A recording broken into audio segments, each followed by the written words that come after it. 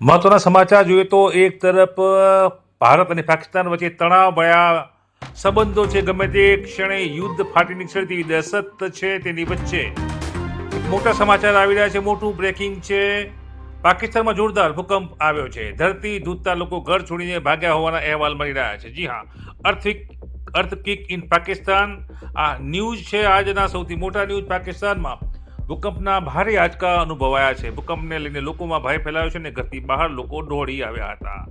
એ આંકડાકીયની વાત કરી તો નેશનલ સેન્ટર ફોર સિસ્મોલોજીના અનુસાર ભૂકંપની તીવ્રતા 4.4 નોંધાઈ છે.